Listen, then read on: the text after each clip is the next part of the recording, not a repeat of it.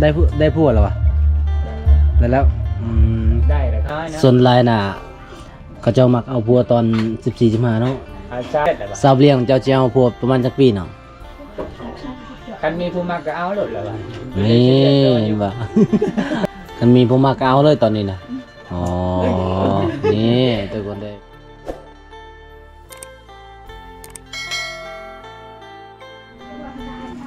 กระโมยมีแถ่แล้วทางเลยแต่ละคน อันนี้กระโมยอะไรเรียงด้วย สาวเลี้ยงเจ้าก็บ่ให้กินเนาะเจ้าก็บ่ให้กินว่ะ อันอดโดย ถ้าอยู่เฮือนเจ้าเนี่ยจะเฮ็ดกินเองบ่อ๋อเวลาถ้าไว้ กระโมยอะไรก็คือกันอดโดยบนหุ่น อดข้าวเนาะจังได้หุ่นดีปานนี้ยังได้หุ่นอยู่ทุกคน อ เล ยู่ ย พังอันอย่างเนาะทน สุกแล้วเนาะตอนนี้เนาะ ยังบ่ฮอดเช้า สุกแล้วทุกคนเลย วันอาทิตย์แล้ว แม่นแต่ว่าอาหารสุกแล้วบ่แม่นวันเสาร์ เฮ็ดแบบแห้งเอาเนาะอบเอาเนาะ นี่ยังท้องห้องบ่ น้องหิวข้าวแห้งทุกคนเลยยังบ่ทันได้กินข้าวเช้าบ่แม่นว่าซั่นเรื่องปลาบ่ายโมงแล้ว3โมงแล้วทุกคนเลยตอนแรงๆเนาะมาเบิ่งมาเมื่อนี้แล้วก็มาได้พ่อน้องเฮ็ดกินนะต้มปลาคอเด้อทุกคน ปลาคอใหญ่ ปลาข้าวใหญ่มาหอดแล้ว เริ่มกระทะเกลือ แปลว่าหยังร้อน มันจดตะกันเดียว อุ้ยนี่ก็ ยังบ่ได้ใส่แจ่วบ่ อันนี้ก็เป็ดบางทีก็หัวเป็ด ดอยเด้อ ไผเอิ้นผู้ใดทั้งนั้นน่ะ มาทุกคนมากินข้าวนำกันเด้อ มาแล้ว FC ฝั่งลาวฝั่งไทย ชิวจัง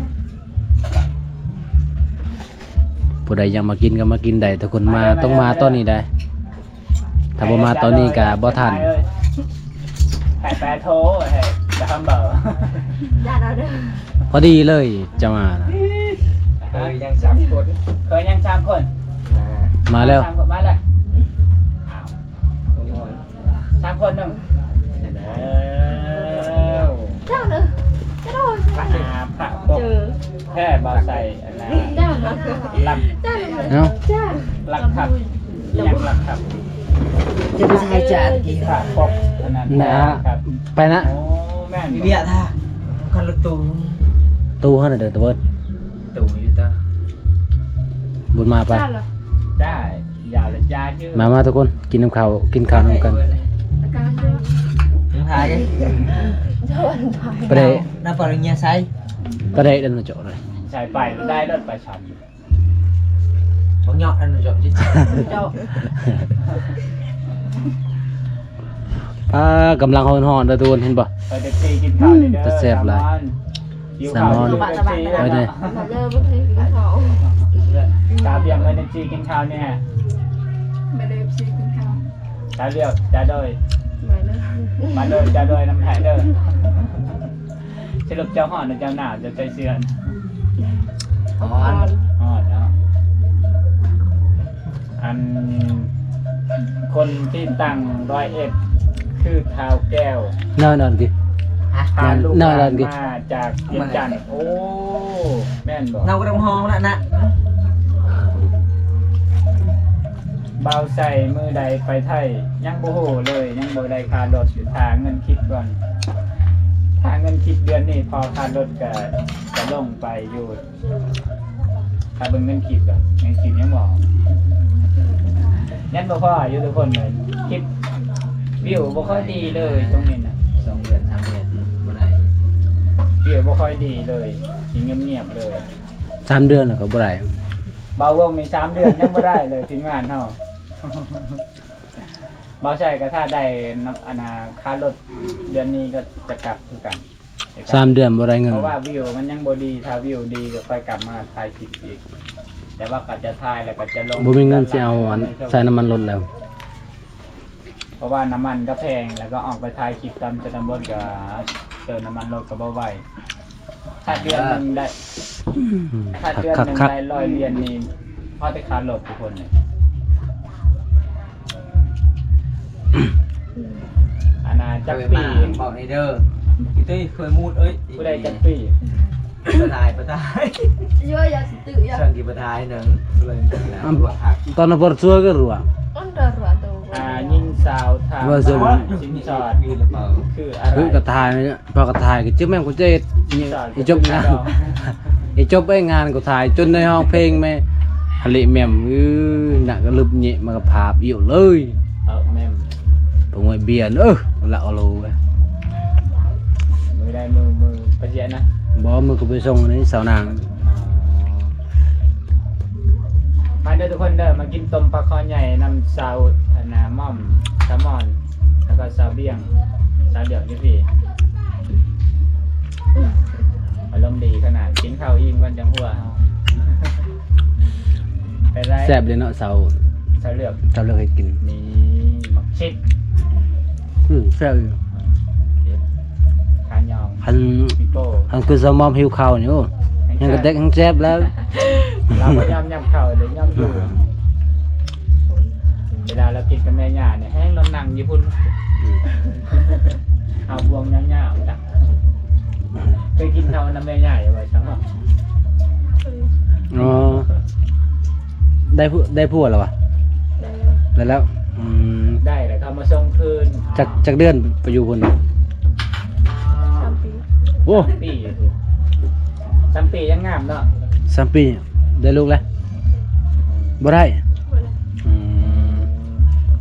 อันบางคนนี่ บางคนนี่3 ปีนี่เท่าเลยเด้อชามอนนี่งาม3 ปี เอ้าบ่มีเลยบ่มีลูกงามบ่ บ่มีลูกเนาะ อ๋อบ่เป็นนอนคนละบอลบ่ บ่ใส่บ่ใส่ไม่รู้บ่ใส่บ่ลูก บ่เป็นบ่เลือ เป็นอะไรอันน่ะพัวเจ้าบ่อยากได้ลูกอ่ะหรือว่าเจ้าบ่อยากได้ลูก เวลาไปอยู่น้ำกันน่ะ ไปตลอด ต่างกันเลย ปาร์ตี้ป่ะพัวเจ้าน่ะ ปาร์ตี้ ปาร์ตี้ ปาร์ตี้ไปเล่นสาว อ๋อก็เลย ปาร์ตี้ บ่ได้ลูกเนาะ หัวปาร์ตี้ลิชชา มื้อเฮือนมื้อซ่องเราบ่เฮ็ดการบ้าน เมาเด้รัก10,000 บาทค่าอนาคต ไปกันใหญ่แล้วทุกคนเลย มี32เบาใส่เบาอันน่ะ50ปรับได้บ่ครับ น้องเพิ่นยังเป็นสาวเดี๋ยวอายุ17 ปี18 ปีส่วนสาวมอนฮ้อนประสาว สมอนจักปีแล้วสมอน11 18 18 ก็คิดว่า11เอาแล้ว แสดงว่าจะเอาผัวใน12เลยจ้ะ 18ปีเดี๋ยวนี้นะ เราเอาผัว15 ใช่ไหม 15เนี่ยจะเอาผัวเนาะ มาอยู่บ้านอีพ่อไอ้แม่ก็18อ๋อเอาผัวตอน15เนาะ เอาผัวตัวน้อยเนาะ ส่วนหลายน่ะเขาเจ้ามักเอาผัวตอน14 15เนาะ ชาวเลือกที่ปีอันนี้17เด้อน้องคน17 ส่วน อันนั้นก็17แหละบ่ สาวเลี้ยงเจ้าสิเอาผัวประมาณจักปีเนาะ คันมีผู้มักก็เอาโลดแล้วว่ะ นี่เห็นบ่ คันมีผู้มักก็เอาเลยตอนนี้น่ะอ๋อนี่ทุกคนเลย คันสิทาฮอนอายุอันนั้นเช้าบัดว่ายันบ่ได้ เป็นกะว่าเท่า นั่นก็ว่าเท่า อย่างเขาว่าเท่า เขาว่าแล้ว นี่เห็นไหมทุกคน ขนาด บ่าวใส่ไปอันนั้นไปไทยกี่ ขนาด ปี 18เขายังว่าเท่าแล้วเนาะ บ่าวใส่อยู่ไทยประมาณ13 ทุกคนเลย 14ปี พอได้อยากมาก แต่อายุ ตอนนี้ก็คือแบบสาวๆเห็นนี่อยากเอาผัวตอนอายุ10 14 15 16นี่แหละ ก็เลยไปอยู่ไทยเลย มีบ่คนเท่าข้างบ้านอยู่แถวนี้นะคอยสิไปเอาถ้ามีคนเท่าข้างบ้าน ยิงสาวบน สุนเจ้าว่าเท่าข้างบ้านนะโอ้ เสื้อสุดเต้ เท่าข้างบ้านแล้วอายุ อันนี้บ่ 20 ปีว่าเท่าข้างบ้านแล้วทุกคน ติดต่อในใดเนาะมาใส่กับติดต่อบ่เป็นเนาะมีแต่เจ้ามาหา บัดเซาแซลมอนเฮ็ดจังได๋คือว่าเจ้าไปเลิกกับผัวเจ้านะผิดกันตลอดบ่ ก็เป็นกันเนี่ย อ๋อผิดกันเนาะเป็นอะไรเสียว่าเขาปรับใหม่หรือผู้ใดปรับใหม่เจ้าหรือว่าเขาปรับใหม่เจ้าบ่ได้ปรับใหม่หึ บัดเมื่อก็เมื่อเลย มึง เมื่อเลยแล้วเขาก็มาเว้าความมาเนี่ยเขาให้ยังง่วบ่ งัวขอให้ ได้หาย บ่ได้ยัง เงินก็บ่ได้อีก ไม่ได้ มันยังบ่ได้ บ่ได้จับบ่ได้ไปเสียผ้าด้วยมาเนาะ แม่นเสื้อผ้าก็ไปบุญอยู่ว่า ปะเลย ปะเลย บ่ยังไปเอาอีกภายในเราก็คิดฮอดก็ดมเสื้อผ้าเมื่อไรเธอจะกลับมา มาอยู่พี่ก็3ปีแล้วทุกคนโอ้เป็น บ่ได้กินฮอด สาวไม่ห่าง ตอน แต่ว่า เดินไปนี่ก็บ่กินฮอดได้บัดโดนไปก็บางเทื่อกินเหล้าเมากับหมู่ก็เห็นเสื้อผ้าเมียก็กินฮอดแล้วบัดนี้นะ แต่ว่าตอนนี้เนาะยังบ่ทันได้ลูกเนาะเจ้า ดาวเวียง จะนอนกับไผเดี๋ยวนี้นะ อั สามคนนี่บ่ กรุงเทพ นอนกัน3คนนอนเรือบ่ได้ โอ้แม่นบ่ เท่าเลือก สันเลือก อันนี้คือการกินข้าวแบบอันน่ะปกติใช่ไหม บ่มีบ่ผู้มาจีบแม่นตอนนี้นะ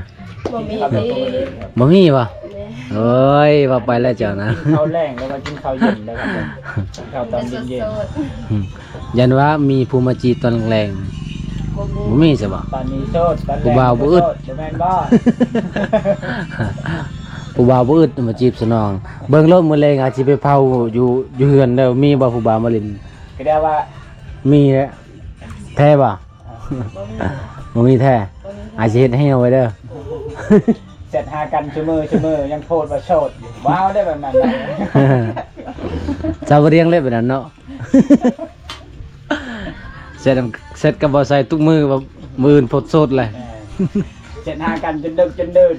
ตื่นเช้ามาเจ้าโพดว่าโสดจีบได้ ตาจนเป็นนะมีเฟนดา บ่ไหว้แล้วแบบนั้น เอาน้ำดื่มธรรมชาติ อัน ไก่ ต่อใจ ไก่บ่ไปตักน้ำนะ จะมาลาวอีกไหมมาครับจะมา บานปะเสีย ก็ อ๋อ ทำงานประมาณ ไก่แต่คนบนบานปะเสีย กลับมาถ่ายคลิป คือหมู่บ้านเจ้าบ่เฮ็ดอันนั้นคือว่างามแท้ อันนั้นเบอร์ เอ็ด โทร เอ็ด ไทย อ้างน้ำอะนะ โทรหาเบาใส่โอ้ ไม่เห็น บ้านเจ้าเนาะแต่หมู่บ้านปะเสียก็มาตักน้ำกัน แบบเบาใส่ขึ้นก่อน เขาจ้าง รับได้ยังไง เขาจ้าง เขาจ้างหมู่บ้านเขาเห็น ศูนย์ เงินหมู่บ้านปะเสีย สองเด้อ เงินบ้านไปซื้อ จดเอาเด้อครับได้ยัง หลายหมู่บ้านเจ้าเฮ็ดเนาะ 06 แสดงว่าตักน้ำนำกันก็ต้องได้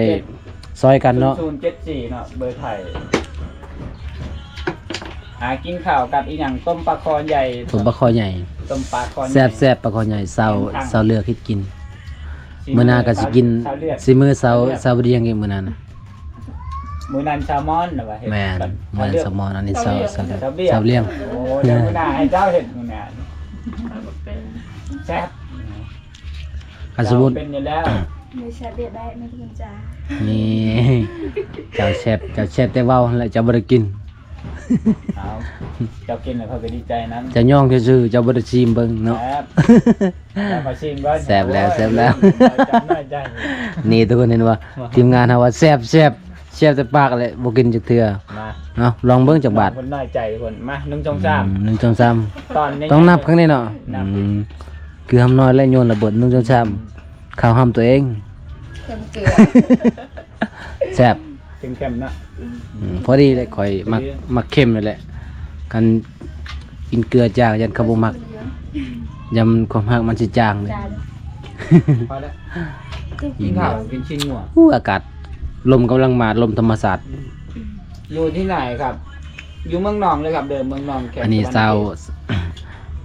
สาวมอนกระโซดมาสมอนเนาะ ที่ สาวเรียนกระโซด ที่ สาวอย่างสาวเลือกกระโซด ตัวไม่มีอะไร แม่นว่ะ ดูให้ เวลานอนนำกันนี่ผู้บ่าวมาเล่นน่ะหลายคนบ่ ถ้าผู้ใดอยาก บ่หลาย ผู้ใดอยู่แถว กันสมมุติว่าผู้เบา มาเล่นกระเบาใส่ได้ ผู้บ่าวขึ้นไปดินนี่คนหนึงเนี่ยเจ้าเช็ดเอาได้แหละ ก็โทรมาเล่นมาแอน อ๋อคันสมมุติว่าผู้บ่าวมาเล่นคนเดียวนี่ก็ ของหก ผู้หนึงลุกเนาะ ลำลูกกา คันเขามาปลุกเจ้านี่เจ้าลุก ทำงานในโรงงาน อ๋อ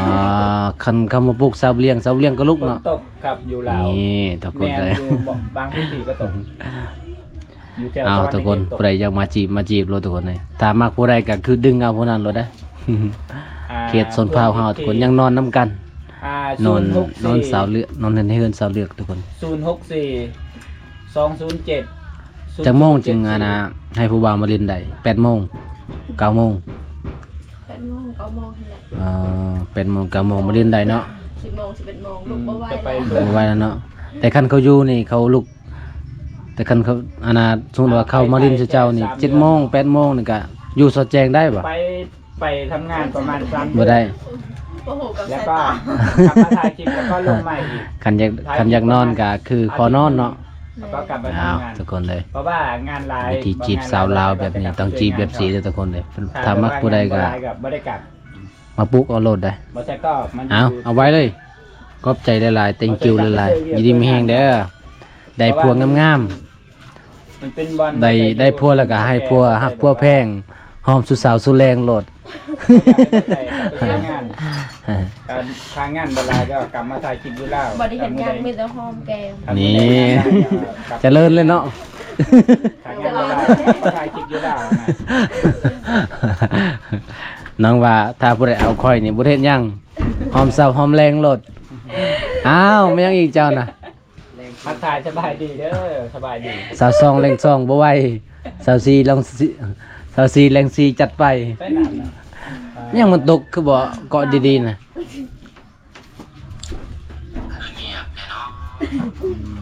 เงียบไปเนาะ อย่าได้เนาะเงียบแต่เนาะ มิบซีรีส์ เสร็จห้าแล้วบ่ตอบ ตอนแรกวันหนึงบ่มีสัญญาณบ่มีสัญญาณค่าน้ำกิน ทุกคนคลิปนี้ก็สิบิดไว้เท่านี้ก่อนทุกคนเลยคลิปหน้าก็มาพอกันใหม่คลิปนี้ก็ขอกลับกันเด้อสาวแซลมอนสาวโต๊ะบ่เจ้าน่ะแม่นอาโต๊ะก็แม่นอ๋อสาวสาวเลือกว่าเจ้าเสือโต๊ะนี่ก็แม่นอ๋อ มีสองชื่อทุกคนก็คือ ตัวได้ซื้อลิ้นแต่สาวโต๊ะหรือว่าแซลมอน สมอน แซลมอนสาวโต๊ะสาวแท้ซื้อแท้ บ๊ายบายครับเดี๋ยวผมบ๊ายบาย ยอมนอนทุกคนเลยคืออาโตะคนดังเนาะผู้ใดก็ฮู้จักอาโตะเนาะ 22คนส อ้า บายว ดีเด้อ ตอนนี้ก็สิกราบคนเด้อสาวเลี้ยงเด้อแล้วก็สาวหยังก็สาวเลือก คลิปนี้ก็ปิดไว้เท่านี้ก่อนทุกคนบ๊ายบายนี่บ๊ายบาย โมลินติกดับครับ